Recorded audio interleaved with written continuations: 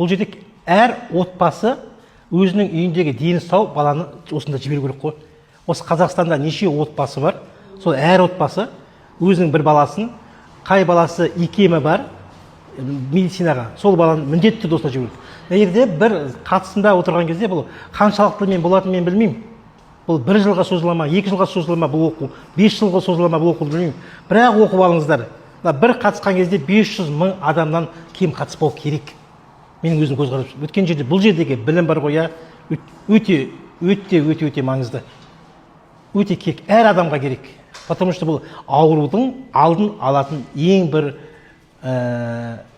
не деуші еді, ең бір үшін білім ғой. Солай менің ойым солай. Бұл жерде ешқандай қымбат емес, ешқандай грамм қымбат емес. Бұл жерде бір күндік оқуыңыз 500 мыңға таранды, шын айтайын. Мен жүрегімді дедім. Мен де миллионер емеспін, мен де оңай ақша таппай. Мен де таң атқаннан кешке дейін ет келсем, ет сатамын, оңай таппаймын. Ақшаны қазірде өзі заманның талабына сай. Бірақ егер денсаулығыңызды құртып келгенге қарағанда денсаулығыңызды құртпайсыз, ұзақ өмір жасауға и туысқандарыңызды емдетуге. Менің келген себебімнің бір мақсаты осы. Бірінші очередь әке-шешеме қарау дұрыстап. Әке-шешеме қарап жаңағындай жүре алмай жүр, енді үлкен кісілер ғой, мен үйдің кенжесімін. Үлкен кісілер, 80-нен асқан кісілер, енді өздерімен өздері қарап жүрген кісілер бір-біріне поддержка беріп. То же самое енді солардың нелерін, әрекеттерін, яғни дұрыстап қарауға, көмектесіп жүруге, денсаулығын реттеуге. Сосын өзімнің отбасым и әпкелерім бар, інілерім бар деген сияқты туған туысқандарымда. Бұл жерде мен барып бизнес ашамын деген ешқандай ой жоқ. Просто әр азамат білу керек деген ойдамын мен. Барлығыңызға да сондай. И басқа мысалы Тұрсынхан ханымнан оқыған бөлек и басқа үйреніп кеткен адамдардан бөлек. Әр заттың мысалы өзінің оригиналы болады ғой. Бұл жерден оқып алсаңыздар, сіз білімнің оригиналын аласыздар. Ал басқа жер біреуден оқысаңыздар, ол өсек болады. Сіз просто өсек тыңдайсыздар. Потому что Тұрсынхан ханым әр берген, әр оқытқан затын өзінің шын көңілімен, жүрегімен, ниетімен айтады. Ең бірінші ол ниет маңызды. Не істесең де ниетімен істеу керек, ниет маңызды. Тұрсынхан ханымға Алла разы болсын деймін. Бұл Тұрсынхан ханым әр адамға жәннаттың кілтін сыйлап отыр. Яғни адамда мүмкіндік бар өзінің туған туысқанын емдеп алуға. Исламда бар ғой, садақа берсең, өзің туғаныңа бауырыңа бер дейді. Сол өзіңнің туған туысқандарыңды емдесең, одан артық садақа керегі жоқ. Аман болайық қазағым. Тұрсынхан ханымның сабағына міндетті түрде қатысыңыздар. Естімеген адамдар көп мен сияқты.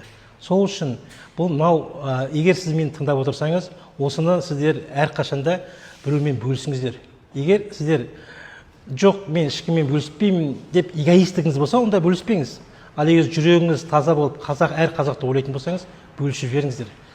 Тұрсынхан ханымға енді кәдімгідей бір батыр сияқты үлкен бір мадақ беретін лайықты тұлға деп айтуға болады. Менің әкем малдәрігер болғаннан кейін, әкем көп аурудан өзін емдеп алған кісі. Сөйтіп, бізде енді мал аурулары болады, сол кезде мал жатқан, көтере малдарды жатқан кезде жаңағы нүктелері бар. Енді ол адамға үйретілмеген ғой Совет үкіметінде. Жаңағы нүктелерді біз малға қолданатынбыз. Бұл сол кезде бұл бұрыннан Совет үкіметіндегі баяғыдағы дәлелденген затты, бірақ жасырын келген осы уақытқа дейін. Бұны бұл адамзатқа қолданылмаған. Бұны енді мал деген әкем андай атақты малдәрігер болғанда, малдәрігер кезде кейбір малдәрігерлер болады, қарайды, ай мал болмайды, сойып жемеңдер дейді. Ал менің әкем малдәрігер болған, анау малды емдеген. Малдәрігер өзі екі түрі болады. Біреу арам өлмей тұрған кезде сойып жемеңдер дейді, а біреу емдейді. Сол емдейтін малдәрігер болған. Жаңағы арқасына күректің үшкірімен түртетіміз. Жаңағы осы жерді массаж жаса дейтін, осы жерді түрт дейтін. Жаңағы сол нүктелер қазір адамға просто бұның бәрі жасырын қалған әрекеттер ғой. Ал әкемнің дәрігерге сенбейтінінің бір себебі осы ғой. Дәрігердің айтқанын 50% қана орында дейді. Ол яғни открытый перелом болса, сондай әрекеттер болса, енді біз медицинаға бару міндеттіміз. Ал қалған терапиялық жағдайлар болса, ол өзін өзі емдеп алу. Стоп.